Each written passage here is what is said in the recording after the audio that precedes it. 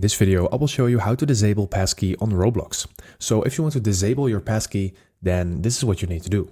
So first of all, we're going to open our Roblox app. So let's click on Roblox. And then from here, we're going to click on More at the bottom right. And then from here, we're going to scroll down. Then we're going to click on Settings. Then click on Account Info. And in here, you will see your passkeys under login methods. And as you can see, it says one passkey added. And if you want to delete them, then go ahead and click on Manage at the right. And then you will be able to click on this trash icon in order to delete your passkey.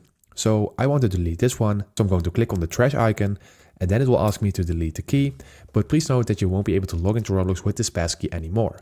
So I'm okay with that. So I'm going to click on delete key. And now to verify that is really me, I need to verify this by using my original passkey method. So let's click on verify. Now I'm going to click on continue because it is linked with my Face ID. And as you can see, right now, I have deleted my passkey, and that is basically how you do it. So I hope this video helped you out. Please leave a like and consider subscribing, and then I'll see you in the next one.